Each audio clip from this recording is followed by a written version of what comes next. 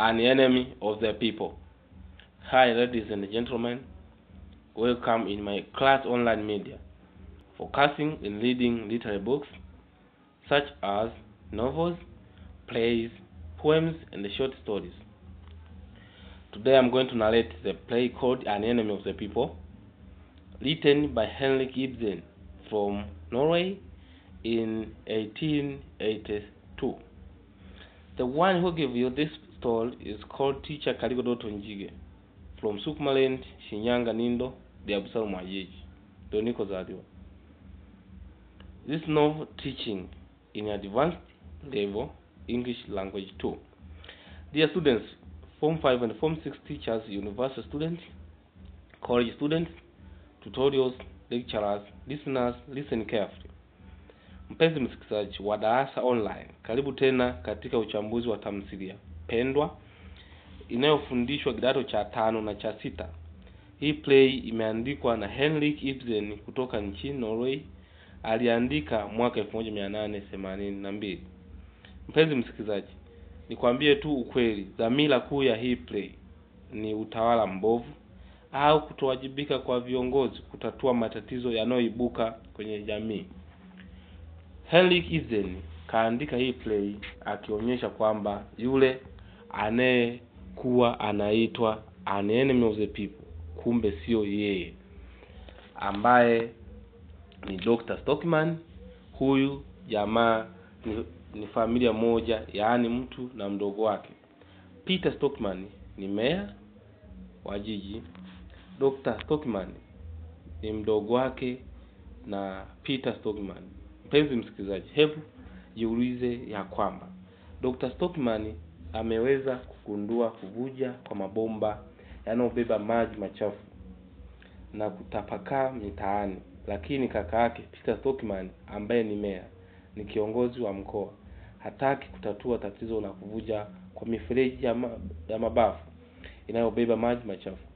Lakini mwisho wa siku aliposikia kwamba mdogo wake Dr. Stockman ametangaza kuenea kwa maji machafu mtaani na kumwambia ni adui wa watu, yaani an enemy of the people. Huyu ndo Dr. Stockman anaitwa adui wa watu. Wanafunzi wa kidato cha 5 na cha 6, niwaambie tu an enemy of the people hii ni ironical, yaani inaongelea kinyume cha title ya kitabu. Yule anayeitwa an enemy of the people, Dr. Stockman, kumbe sio adui wa watu, ni mtu wa watu. Hii ironically inafanana kama umesoma novel ya I am man of the people, ikimaanisha kinyume, yaani an enemy of the people. Mhusika mkuu ni Dr. Stockman ambaye ameweza kutupa uchafu ulioenea mtaani na kutokana na kupasuka kwa mabomba anatuasa tuyazibe. Mpenzi msikilizaji, napenda uendelee kufuatilia mpaka tamati ya kipindi hiki. Mimi naitwa Teacher Kaligo Dotto Njige au Teacher Kadonji, the man of literature. Hebu tuangalie chimbuko asili ya huyu mwandishi kutoka nchi ya Norway. An enemy of the people, original Norwegian title and folk finde, is an 1882 play by Norwegian playwright Henrik Ibsen. Mpenzi msikilizaji, yaani tamthilia inayoitwa An Enemy of the People, yaani adui wa watu, asili yake imetoka nchini Norway. Iliandikwa kwa lugha ya Kinorway, yaani ilikuwa inaitwa N for Kifinde mwaka 1882, na mwandishi wa hii tamthilia anaitwa Henrik Ibsen. Ibsen wrote it in response to the public outcry against his previous play Ghost, which challenged the hypocrisy of 19th century morality, according to Ellen Mortensen. Hapa tunaanza kuambia kwamba mwandishi Ibsen aliandika hii hasa upande wa serikali ambaye yenyewe hayajibiki katika masuala ya kutatua migogoro dhidi ya raia wake au matatizo mbalimbali yanayojitokeza maeneo au kwa wananchi. An Enemy of the People tells the story of a man who dared to speak unpalatable truth and is punished for it. Hii An Enemy of the People, yani tamthilia adui wa watu, inatuambia kuhusu juu ya mtu ambaye anapingana, anaongelea masuala ya ukweli dhidi ya uchafuzi wa mazingira, hasa kutawanyika kwa maji machafu mtaani ambayo yanaweza kusababisha kuibuka kwa magonjwa kama cholera. Henrik Ibsen is a Norwegian playwright. He was born in 1828 and died 1905. The play deals with political and environmental issues. The action of the play passes during 4 consecutive days in early spring of the year 1881 up to 1882 at a coastal town in southern part. Huyu mwandishi Henrik Ibsen ni mtu kutoka nchi ya Norway. Alizaliwa mwaka 1828 na alifariki mwaka 1905. Na play yake hii ilikuwa inazungumzia masuala ya kisiasa pamoja na masuala ya mazingira. So let us look on plot. Tuangalie mpangilio wa matukio, kwamba mwandishi Henrik Ibsen kapangiliaje matukio katika tamthilia yake, yani play yake inayoitwa An Enemy of the People. Kwamba ukiangalia kwanza, hii play imeundwa na akti 5, yani imeundwa na matendo matano. Kwa hiyo imebeba matendo matano, ina akti 5, yani akti 5. Sasa tuangalie akti moja hadi nyingine inaongeleaje. Act 1, at Dr. Thomas Stockman sitting room, cussing together with Mr. Bling, who is eating after being served a meal, later joined by Peter, then Mr. Hofstad. They begin speaking about the best and how it has played a role in Bling development in town, plus the Herald magazine. Dr. Stockman arrives with boys later on, along with Captain Host. Hapo ukiangalia akti ya kwanza, akti 1, yani tendo la kwanza. Hapa tunazidi kupewa list ya majina ya wahusika. Tendo la kwanza tunapewa list ya wahusika ambao tumepewa Dr. Stockman alikuwa amekaa nyumbani kwake pamoja na mke wake Catherine, pamoja na mtu mwingine anaitwa Mr. Bling. Walikuwa wanakula. Walikuwa wanakula chakula. Lakini baadaye waliungana pamoja na Peter ambaye ni kaka yake na Dr. Stockman, pamoja na Mr. Hofstad. Kwa hao tunaanza kupewa intro ya sema.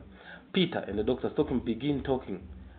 Peter is curious to know why Thomas is so caught up with writing article about the best, and warn him that if he gets too far, it might cost him. Then he leave normal conversation proceed. They decided to have a cup of tea. Later on, Petra gets back home with a letter for Dr. Thomas. He received it unconscious because he's been waiting for it for long. Hapa tunaanza kupewa kwamba Peter pamoja na Dr. Stockman, mtu na mdogo wake, mtu na kaka yake, walianza kuongelea. Peter akaanza kumuuliza kwamba kwa nini ameweza kuandika maandishi ambayo yanazungumza masuala ya mifereji ya maji ya mabafu, yani kupasuka kwa mifereji ambapo maji machafu na kuenea kwa nini amechukua maamuzi hayo ya kutoa na kuchapisha article mbalimbali zinazolenga hasa upande wa uchafuzi wa mazingira bila kumjulisha yeye. He existed to another room to read it. Castling, on the other hand, explained how this letter must be of importance to him to the others. Wanazidi kuulizana juu ya masuala ya uchafuzi wa mazingira, kwamba yeye amechukua maamuzi ya kuchapisha article mbalimbali bila kumjulisha yeye. Dr. Stockman came back later claiming he got good news, a victory discovered about the best being a play sport. He examined how he got all of this discovered. Catherine argued why he didn't say early, but on the other hand, it was found out on the right time. After all that, they had to wish Dr. Stockman good luck, knowing that he might first bring this news to public. Hapa tunaambia kwamba Dr. Stockman akawa amerejea nyuma tena, akizidi kulalamika, na kugundua, anajiuliza masuala haya ya ugunduzi wa uchafuzi wa maji, yani ambao ni mabomba mbalimbali yamepasuka, lakini serikali yenyewe haitilii maanani. Pamoja na mke wake akawa anaargue, yani anauliza kwa nini hakusema toka mwanzo. Baadaye tunaambiwa kwamba Dr. Stockman akawa yeye anazidi kutoa yani magazeti hadharani kwa watu wajue kwamba mabomba ya maji ambayo yanayobeba maji machafu yamevuja na kutapakaa mtaani, ambayo inaweza kupelekea ugonjwa baadaye. Kwa uelewe kwamba act ya kwanza inajaribu kutointroduce wahusika, kutupa mwanzo wa maana ya hii inaongelewa. Ndio maana act ya kwanza tumeanza kuona kwamba inajaribu kutuambia uchafuzi ambao wa maji, mabomba yamepasuka na kutapakaa mtaani. Kwa hii act ya kwanza inatupa uchafuzi wa mazingira unaopelekea kwa kupasuka kwa mabomba ya maji machafu. Let us look on act 2. Tuangalie tendo la pili. The same scene as in act 1. Catherine bring a letter to Dr. Stockman from Peter. It says that he will here to see him during midday. Kwenye tendo la pili, ukiangalia katika kipengele cha kwanza, yani scene in act 1, Catherine akawa ameleta barua kwa Dr. Stockman ambayo imetoka kwa kaka yake Peter. Inasema kwamba anatakiwa amuone baadaye. Morton Kill come in asking about what he heard about the death. He was told by Petra on the way, and Dr. Stockman confirmed that it is true. Hapa tunaona kwamba kuna mtu mwingine akawa amekuja anaitwa Morton Kill na kumuuliza kile alichosikia kuhusu mabafu yanayovuja maji machafu na kutapakaa mtaani. Na yeye aliambiwa na Petra jiani, na Dr. Stockman alielezea ule ukweli wa kuhusu yale maji machafu. But the Morton Kill brings the idea that it might not please Peter, as in the discovery. Mr. Hofstad also hearing about the news. As they speak about it, he come up with a thought that he believes that is a pollution not the only cause for this issue, but rather a much what he called it. It involves the people in high position, something to do with rural class. He also told doctor that how sure is he that he might get this way in this situation. Hapa tunaanza kuangalia tendo la pili. Kuna watu wanakuja kumuulizia Dr. Stockman juu ya mabafu yaliyovuja maji machafu, ambayo mabafu yenye mifereji yanayobeba maji machafu yametapakaa. Mabomba yake yametapakaa na kuenea mtaani. Tunaona Mr. Hofstad Morton Kill anajaribu kwenda kumuulizia Dr. Stockman yale yanayoendelea na namna gani yeye ameweza kuchapisha magazeti na kubandika ambayo yakionyesha kwamba kuna maji machafu yametapakaa ambayo inaweza kuleta madhara. The doctor believes that this is common sense, it therefore should be solved. The Dr. Stockman anatupa kwamba alikuwa anaamini kwamba hii tatizo linatakiwa litatuliwe. Another visitor, Mr. Aslaksen, also asking if they knew about the discovery is true. After the doctor confirmed it, he offered to give support, claiming that middlemen forming a solid majority are behind him. He even speaks having demonstration regarding to the fact that he is the chairman of the Householders Association. Hence has influence to a great number of people. They also agree that an article about this should be written. Kuna mtu mwingine alikuwa amemtembelea Dr. Stockman. Kuna mtu anaitwa Mr. Aslaksen. Naye pia alikuja kumuuliza na kutoa taarifa mpya ambayo yeye amesikia kuhusu kwa Dr. Stockman. Na Dr. Stockman naye alielezea kuhusu jambo. Baadaye Mr. Aslaksen alimsupport Dr. Stockman na kumwambia kweli hii tatizo kweli limetapakaa. Ukiangalia matajiri wameelekeza mitaro kwa maskini ambayo inavuja maji machafu ambayo yanaweza kuleta madhara. Peter arrived later on when Hofstad and Morten have left. Petra is back at Peter, and Thomas have a private conversation in the dining room. Peter is angry regarding the investigation on the death done behind his back. The suggestion made toward the issue that they might cost a lot. It will also lead to decline in economy in the town. Conversation was long and involved threat as well. This led to saying an enemy of the people, which was told Thomas by Peter. Catherine is worried about her husband, who is not angry about it going on. Hapa tunaweza kuangalia kwamba Peter alifika baadaye Hofstad amna pamoja na Morten walimwacha Petra nyuma, na Thomas yeye alikuwa na mazungumzo ya binafsi, alikuwa anaongea kwenye dining room. Peter alikuwa na hasira kubwa sana dhidi ya uchunguzi uliofanywa na mdogo wake kuhusu haya mabafu, mifereji inayotoa maji machafu, na akawa anatengeneza suggestion juu ya hilo swala ambalo linaweza likagharimu pesa nyingi na kulisolve, na ambayo inaweza kapelekea kushuka kwa uchumi. Haya mazungumzo yalikuwa ni ya muda mrefu, baadaye yakawa wametawanyika. Lakini huyu Peter Stockman akawa amesema kwamba enemy of the people, which was told by Thomas by Peter Catherine, kwamba huyu Peter Stockman yeye akawa ameongea neno nasema an enemy of the people, kwamba hii hali imeongelewa na watu ambao ni maadui wake, ambao ameongea Dr. Stockman, which is told Thomas by Peter Catherine. Is worried about her husband, who is now angry about his going on. Tuangalie tendo la tatu, yani tuangalie tendo la tatu ya Act 3.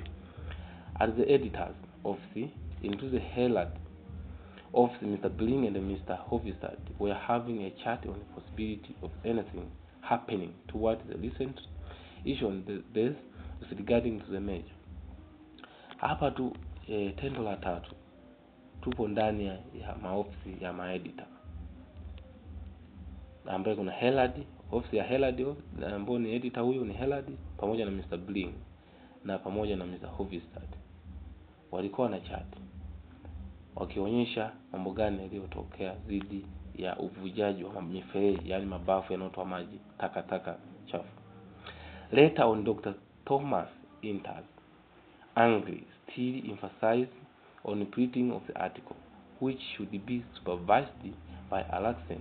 Conversation among proceed, proving Dr. Stockman to be courageous, and the rest assuring him that they will support him.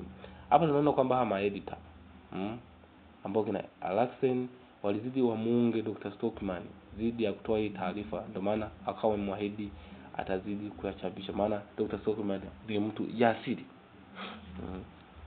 And the rest assuring him that they will support him.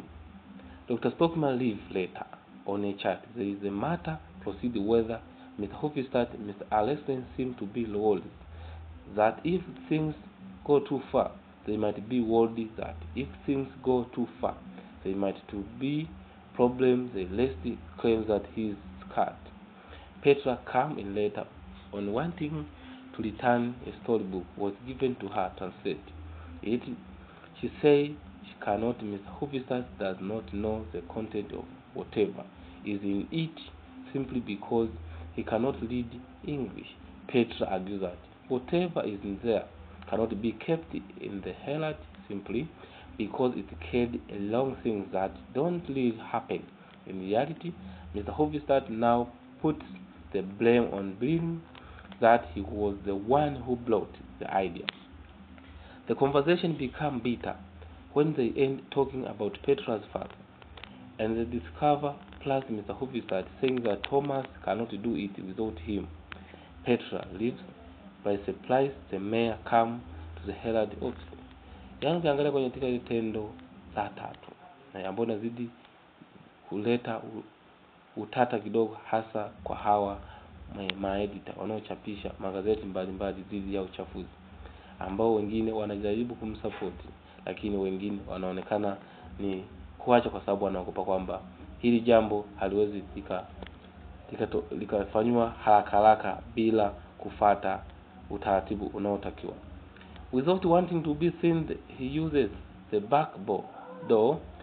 His aim is to pursue who visits the list, not to print the article, but most not to support. Dr. Stockman speaks of the cost. The town will incur loans if possible, raising taxes, and at the end forcing the others to change their mind. Suddenly, Dr. Stockman forcing Peter to hide. With panic, Huvistad asks why he is back, and the doctor says that he is so concerned that he does not mind coming back twice. Kate also woke in wanting or claiming that she supports her husband. She is here to tell him that he is being fooled. He disagrees, but within or claiming that she supports her husband. She is here to tell him that he is being fooled. He disagrees, but within a minute he finds out that it is true. Hapa tunaona kwamba nazidi kupewa kwamba mke wa Dr. Stockman, Catherine, anazidi kumpa moyo dhidi ya mume wake kuhusu hili swala kulifuatilia manani, hasa masuala ya kutapaka kwa maji machafu mtaani, wale mabomba yaliyopasika pamoja na mifereji ya mabafu ambayo inaweza kuletea madhara. So let us look act 4. Tuangalie tendo la 4. Kwamba tendo la 4 linazungumza mambo gani? A mass meeting was prepared in Captain Hoster's house. People of all classes enter, almost full, mostly men, children, and a small group of school boys. Kwenye tendo la 4 kwa hapa tunapewa mkutano unaofanyika kwenye nyumba ya Hosters. Kuna watu wa aina mbalimbali. Kuna wanaume, kuna wanawake wachache, kuna kundi la vijana mashuleni. Few citizens start questioning why they here, because of Dr. Stockman who going to have a goat as a mayor, his brother. Why the householder association, not the city club, didn't give him a hall, and much more. Kuna raia wachache wanazidi kuuliza swali, kwa nini Dr. Stockman ameenda, ambaye yeye ameenda kwa mayor ambaye ni kaka yake, na kwa nini hili tatizo lenyewe halitatuliwi, ambapo inaleta utata fulani. Captain Hoster, a brave man who care and support Dr. Stockman and his family, Hoster, Alexander and Brin are also present. Later on, Peter and Thomas also arrive. Huyu mtu maarufu anaitwa Captain Hoster alimsupport Dr. Stockman pamoja na familia yake. Hofstad, Alexander na Mr. Brin wenyewe walikuwa wapo kwa kumwakilisha. Baadaye Peter pamoja na Thomas walifika sehemu ya ukumbi. Doctor is led to start when Alexander suggests that they elect a chairman. The citizens also agree. First they choose the mayor, but he chose Alexander, president of the household association. Dr. Stockman alikuwa tayari amefika, lakini kuna mtu anaitwa Alexander alisuggest kwamba wanatakiwa wachague mwenyekiti. Na raia pia walikubaliana hiyo hali kwamba wachague mayor, lakini na pia wachague Alexander awe rais wa nyumba, awe yani balozi ambaye anahusiana masuala ya mazingira.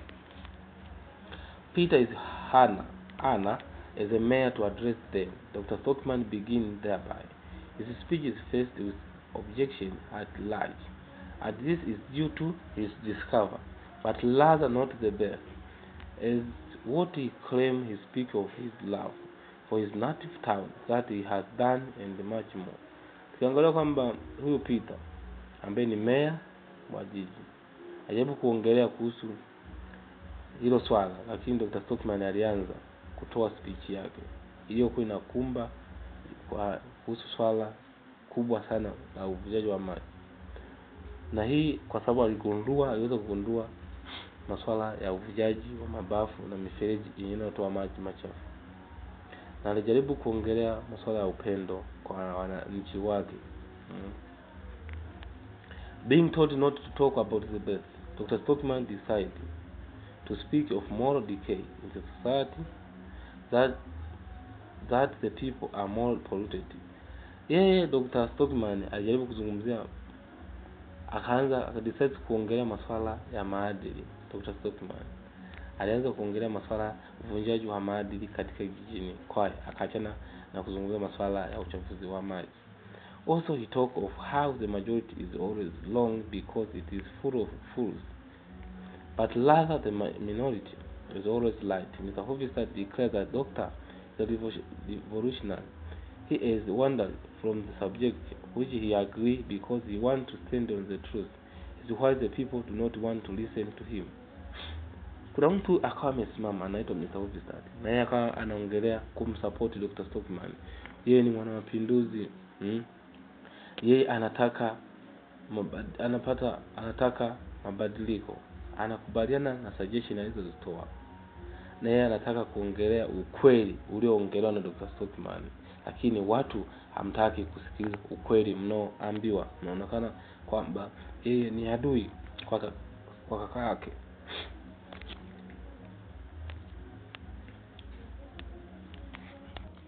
Mpenzi msikilizaji, hapa tunazidi kuona kiasi gani kuna baadhi ya watu wanamsupport Dr. Stockman, lakini kuna wengine wanampinga. To meeting ends with noise, people shooting that the doctor is an enemy of the people. Doctor and his family together with Captain Foster leave. Mwisho wa mkutano kuna kelele za watu walikuwa wanapiga na kwanza kuongea kwamba Dr. Stockman ni adui wa watu. Familia ya Dr. Stockman pamoja na Captain Foster wakawa wameondoka kwa sababu ya kuzomewa. Let us look on act 5. Tuangalie tendo la 5. The last act in the play take place in Dr. Stockman consulting room. It is the morning after the lecture. Window pane are broken, a few stones can be seen. With that, remember that the crowd promised to smash the windows, and they did.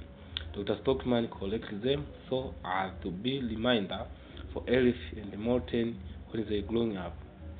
Tendo la 5. Hii ni tendo la mwisho kwenye kitabu hapa. Dr. Stockman akawa amerudi nyumbani kwake. Ilikuwa ni asubuhi baada ya lecture.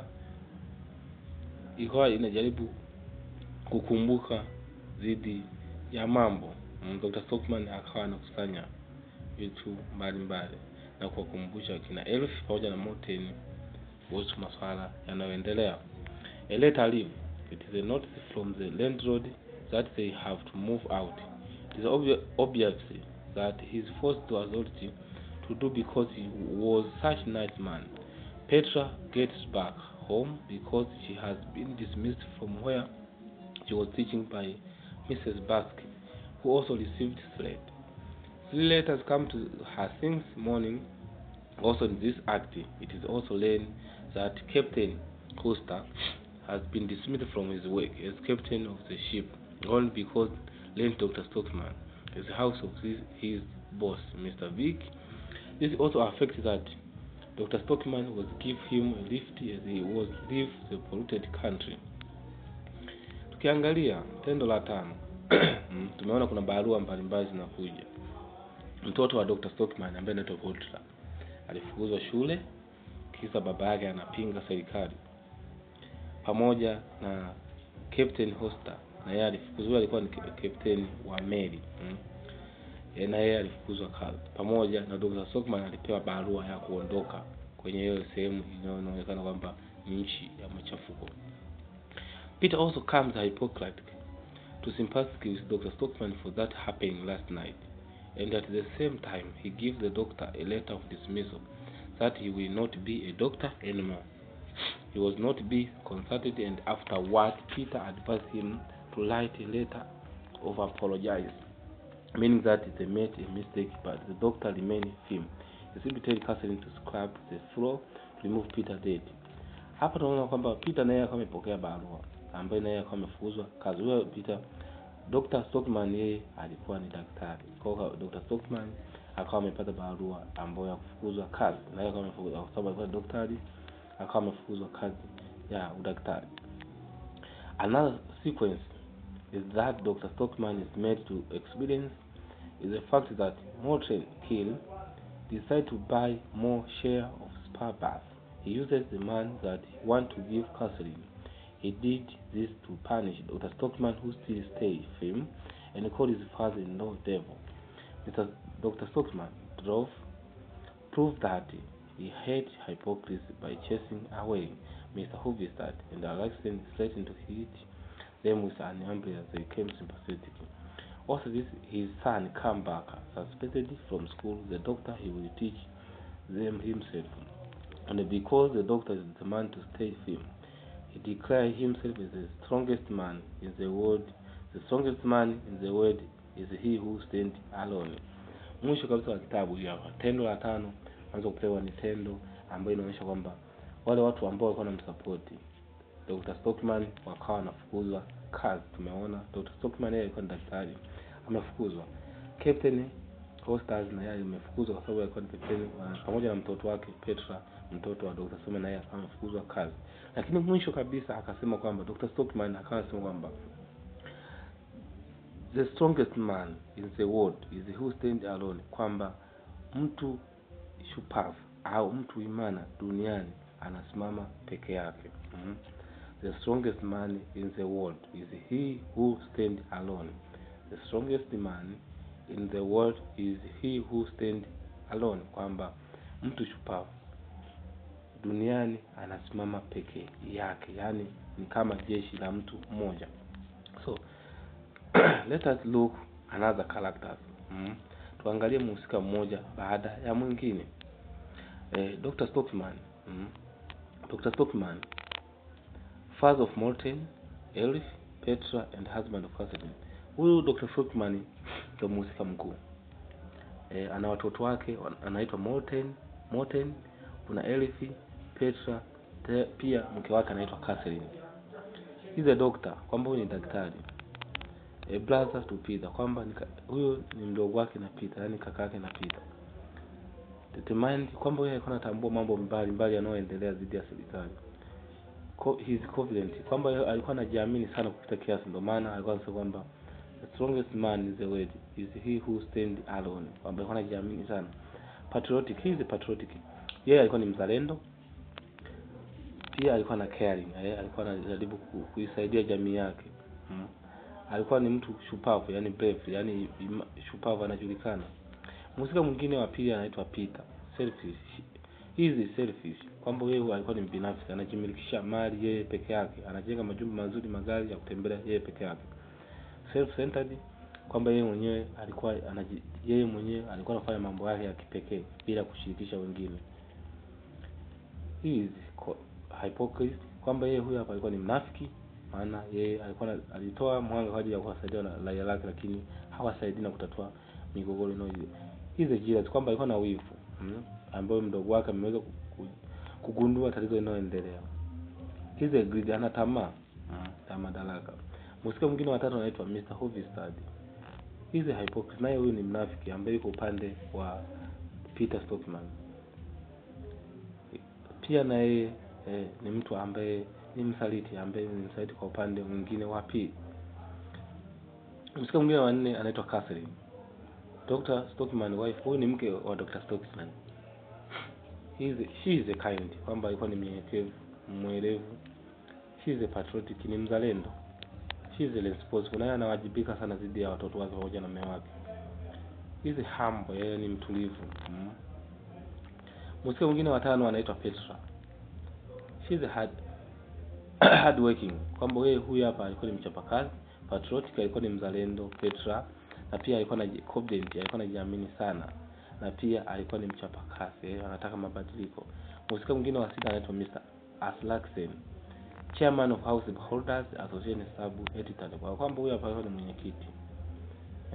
ambaye pia alikuwa ni editor msaidizi. He is hypocrite, kwa maana pia alikuwa ni mnafiki. Alikuwa ni msaliti, alimsaliti dokta kwamba atamchapisha, lakini baadaye akawa amemgeuka. Mhusika mwingine wa 7 anaitwa Captain Hoster. Pia huyu hapa alikuwa ni mzalendo, alikuwa upande wa Dr. Stockman, na pia alikuwa ana caring, anajali watu wake. Na mhusika mwingine wa 8 anaitwa Morten Kiri, Master Tenor, kwamba yeye huyu hapa alikuwa, huyu jamaa naye pia alikuwa ni mtu ambaye anafuatia masuala mbalimbali ya uchafuzi wa maji. Sasa tuangalie upande mwingine. Tuangalie upande mwingine wa pili, tuangalie dhamira zinazopatikana ndani ya hii play, yani tamthilia inayoitwa An Enemy of the People, yani adui wa watu. Dhamira ya kwanza ni betrayal. Kuna usaliti. Petra betrays his brother, kwamba Peter alimsaliti kaka yake. Morten Kiri betray Catherine and the kids, kwamba Morten Kiri alimsaliti Catherine pamoja na watoto wake. Hubistat and Alexen betray the doctor, kwamba Hubistat pamoja na Alexen alimsaliti doctor na kuacha kuchapisha magazeti. So the majority betray the doctor. Kuna wananchi wanakijiji walimsaliti doctor na kumuita kwamba ni adui wa watu, kwamba hana maana ya kuambia kitu kinachoendelea dhidi ya uvujaji wa mabomba na wa maji machafu. The bosses of Petra, Dr. Hoster betrayed. Na boss wa Petra, Dr. Hoster alimsaliti na kumfukuza kazi. Dhamira nyingine ya pili inaitwa corruption, rushwa, misuse of power for personal gain. The majority practice corruption toward officers and Alexen. Kuna rushwa ambayo inazidi kuendelea kati ya host officers pamoja na Alexen, wanapeana rushwa. The mayor toward the soldier majority, kwa mayor naye alitoa rushwa kwa wananchi wake, ndio maana wakamgeuka Dr. Stockman na kumuita adui wa watu, kumbe wamepewa pesa. Dhamira nyingine ya patriotism, kwamba uzalendo, love for one country, kwamba ni uzalendo, upendo kwa nchi yake. Dr. Stockman anaonekana kwamba ni mzalendo. Petra pia anaonekana ni mzalendo. Captain Hoster ni mzalendo, anataka mabadiliko kusolve tatizo la uchafuzi wa maji. Dhamira nyingine ya hypocrisy, unafiki, pretending to have feelings that you don't have. Mr. Hubistat and Alexen is hypocrite, kwamba kuna watu wanaoitwa ni wanafiki. Hubistat na pamoja na Alexen walimwambia dokta watachapisha zile article, lakini wakawa wamemsaliti. Huyo ni haya unafiki. Peter is hypocrite to Dr. Stockman, kwamba Peter yeye ni ana unafiki kwa mdogo wake Dr. Stockman, kwamba hataki kwamba afuate yale anayokusolewa. Tuangalie upande wa conflict, migogoro inayoibuka, a clash between the parties, kwamba Dr. Stockman aliingia conflict na mke wake Catherine kwa sababu ya mambo fulani yanayojitokeza, kwamba aache kufuatilia masuala, lakini Dr. Stockman yeye anasimamia msimamo ule, lakini mke wake akamwambia aachane na hili hali. Mgogoro mwingine kati ya Dr. Stockman pamoja na kaka yake Peter Stockman, mgogoro ambao zidi ya kukosoa serikali yake kwamba hafuatili masuala ya kusolve kuziba mabomba yanayovuja maji ya takataka, yani maji machafu. Mgogoro mwingine ni Dr. Stockman pamoja na Alexen pamoja na Hubistat, ambao hawa ni watoaji wa article mbalimbali, ni maeditor ambao walimsaliti Dr. Stockman na kuacha kutoa, kumbe wamepewa rushwa kwamba wasije wakatoa. Mgogoro mwingine ulioibuka, Dr. Stockman pamoja na watu wake wanakijiji walimsaliti na kumuita An Enemy of the People, kwamba ni adui wa watu. Mgogoro mwingine ni Dr. Stockman pamoja na Hubistat dhidi ya kumsaliti Dr. Stockman. Mgogoro mwingine Dr. Stockman pamoja na Morten Kiri. Mgogoro mwingine Petra, what goes down in the entire society, kwamba baadaye anaye akawa amefukuzwa kazi na bosi wake. Dhamira nyingine ya 6, ignorance, ujinga, lack of knowledge or information about something people of the society, kwamba watu wa ile jamii ni wajinga sana na hakuweza kumsupport Dr. Stockman juu ya swala la uchafuzi wa kuenea maji machafu mtaani. Dhamira nyingine ya 7 ni pollution, uchafuzi wa mazingira, pollution of the water base, kwamba kuna uchafuzi wa maji ambayo ni bafuni, mitaro. Pollution of land, kuna uchafuzi wa ardhi ulijitokeza. Society is polluted through receiving the wrong information from the media. Pia kuna pollution inayotokea kwa wanakijiji ambao ilitokea taarifa tofauti na yale ambayo naongelewa. Kuna protest, upingaji, reaction against unwanted distortion. Dr. why discover, kwamba kwa nini Dr. discover ile hali. People against the doctor, kwamba kuna watu wenyewe walikuwa walimpinga doctor na kile kitu ambacho ameweza kugundua. Petro Against the System Society. Pia tuangalie dhamira nyingine inayoitwa arrogance. The behavior of a person when they feel that they are more important than other people. Kwamba ni hali ya mtu kujiona kwamba ni wa muhimu kuliko wengine. Kwa mfano Peter Stockman ambaye ni mayor, yeye alikuwa anajiona kwamba ni mtu ambaye anaweza kuliko wengine. Pamoja kuna Mr. Hofstadter na yeye pia, pamoja na Morten Kiel. Hebu tuangalie style. Mtindo wa mwandishi ametumia style gani? The play uses simple, less formal and the didactic language, possibly with the intention of making sure that reader understand. Originally, the play was written in Norwegian language, Nordic, which was less translated to English, vision by Max Fiber. Wale kwamba kumbe hii play ilitafsiriwa na mtu anayeitwa Max Faber. Ni Max Faber alitafsiri kwenda kwenye lugha ya Kiingereza kutoka kwenye Norwegian language kwenda kwenye English language. Apart from the simple language used, he has also made use of measure. Kwamba mwandishi ametumia lugha rahisi sana. Sasa tuangalie figure of speech, tafsiri za semi zilizoibuka. Symbolism. Kwa symbolism ambayo imeonyeshwa kwa mfano, inasema the preciousness of the ring symbolize the preciousness of marriage. Kwamba preciousness of the ring ina symbolize yani ndoa. The ring symbolizes lifelong commitment. It is cycle with no end. In the place following symbol are found. Kwamba hii ring si pete, inawakilisha maisha marefu, yani pete ile inawakilisha kwamba ni maisha marefu. Hiyo ni symbolism. Pete yenyewe inakaa ikionyesha kwamba ni maisha marefu, wamefunga ndoa. Symbolism nyingine, the birth. The birth symbolize the date. Kwamba bafu ambayo inatoa maji takataka, ndio maji machafu, inawakilisha uchafu. Water in the birth symbolize the citizen of the town. Kwamba water in the birth inawakilisha watu wa mjini.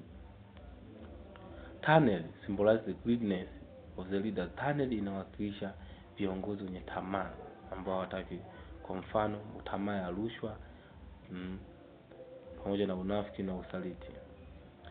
Tuangalie foreshadowing. Tuangalie foreshadowing iliyotumika. Foreshadowing is the arrangement of the presentation of event and the information in a fictional drama in such that later events in the working are prepared for, introduced in advance. Pia style aliyotumia mwandishi ni foreshadowing, ambao kapangilia matukio pamoja na information ambaye kati ya moja kwa moja. Sasa tuangalie kitu cha msingi kilichofanya ni title of the play. Title of the play, An End of the People, is ironical play. Kwamba ukiangalia kwamba hii kichwa cha play yenyewe, kwamba yenyewe ni ironical, kwamba iko against, yani iko kinyume na maana yake. An End of the People tunajua kwamba ni adui wa watu. Nani anayeambiwa kwamba ni adui wa watu? Ambaye ni Dr. Stockman. Wanakijiji walimuita ni adui wa watu kwa sababu yeye anampinga kaka yake dhidi ya utawala wake, kwamba yeye hajibiki katika masuala ya kusovu, kutapakaa au kupasuka kwa mabomba ambayo na lengo kwamba wayazibe, lakini yeye hafuatilii swali hilo. Lakini wale wananchi walikuwa wamepewa rushwa na kumuita kwamba yeye ni adui wa watu. Lakini hii inaonyesha kwamba ni kinyume, kwamba Dr. Stockman yeye sio ni adui wa watu, kwamba ni a man of the people, maana anaweza kutoa tatizo hilo jitokeza kwenye jamii ile au kwenye mtaa ule. Ndio maana ni ironical, kwamba iko kinyume. Sio maana yake neno of the people haimaanishi kwamba ni adui wa watu, kumbe ni a man of the people. Sasa hapo tuweze kuangalia setting, mandhari ya hii play imechukuliwa nchini Norway. Mandhari ya hii play imechukua nchini Norway, ikaonyesha maisha halisi ya nchi ya Norway.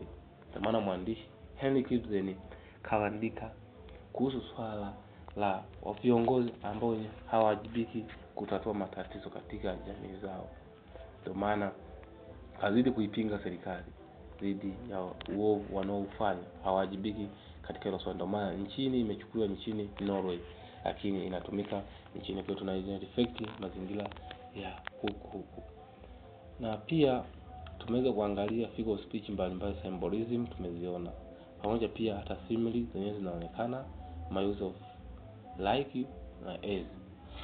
Na pia tumeona masuala ya metaphor zipo, personification zipo,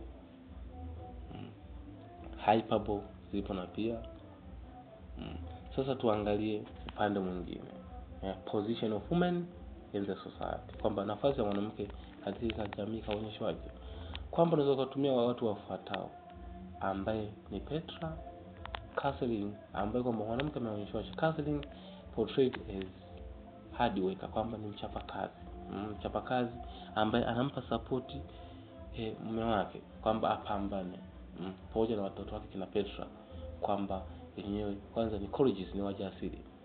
For women portrayed as courageous, na pia women portrayed as hard work and caretaker, kwamba ni parent and caretaker, kwamba ni mama ambao wana malezi yao na kuisaidia na familia yao. Also women portrayed as a evolutionist, kwamba ni mwana mapinduzi. Mwanamke haonyeshwa kwamba ni mwana mapinduzi. Also women portrayed as patriotic, kwamba mwanamke ameonyeshwa kama mzalendo. Ndio maana kwa mfano kina Petra na Catherine hawa wanaonyesha kwamba nao ni wazalendo. Hiyo tumeangalia upande wa position, the role of women. Sasa tuangalie upande mwingine. Tuangalie upande mwingine ambao unazidi kuibuka. Upande gani? Sasa tuangalie message ya ujumbe tuliopata kwenye hii play, yani tamthilia inaitwa An Enemy of the People, yani mtu adui wa watu. Message tuliyopata kwamba we are supposed to struggle against corruption, na tutakuwa tuachane masuala ya rushwa. Avoid the issue of betrayal, hypocrisy, tuachane masuala ya usaliti pamoja na unafiki. Also we are supposed to unite, tunatakiwa tuungane kwa lengo la kutatua. Should be to solve the problem facing the society, tunatakiwa tutatue matatizo yanayokumba jamii. Hiyo ni upande wa message ziko mbalimbali. Na pia tuangalie relevance, tuangalie hii play, yani tamthilia inahusiana na maisha yetu ya kila siku. This play is relevant in our society and in our continent, kwamba hii play tamthilia inahusiana na maisha yetu. Maana masuala ya rushwa, the issue of corruption is there in our country and Africa, kwamba masuala ya rushwa yako kwa nchi yetu pamoja na bara letu. The issue of betrayal, hypocrisy yapo. Masuala ya unafiki, usaliti yapo. The issue of unity, the issue of patriotic, wazalendo wapo. Hiyo ni sehemu ambayo tumeona relevance. Asante sana kwa kunisikiza mpenzi msikilizaji, mpaka tumefika mwisho wa tamati katika uchambuzi wa tamthilia pendwa, yani unaitwa An Enemy of the People, yani adui wa watu. Napenda mpenzi msikilizaji usije ukasahau kusubscribe, kulike, kushare na kucomment chini ya hii video. Kwa majina naitwa Teacher Kaligo Dotto Njige au Teacher Kadonji, a man of literature from Sukmalendi, Shinyanga, Nindo, Liabusaru, Mwajiji, ndo niliko zaliwa. Napenda kuwasalimu wadau wangu mbalimbali. Teacher Hassan Lemunje kutoka Dodoma, Teacher Komika Moses Chegela kutoka Arusha, Kilangi Ruflondama Ntemnyanda kutoka Ilemela Mwanza, Adam Mteta na msalimu pamoja na wadau mbalimbali wa magrupu mbalimbali. Asanteni sana kwa kunisikiliza. Napenda mfuatilie kazi zangu mbalimbali, vitabu, mashairi pamoja na riwaya mbalimbali. Asanteni sana. Kwaherini. Msije mkasahau kusubscribe, kulike na comment chini ya hivi.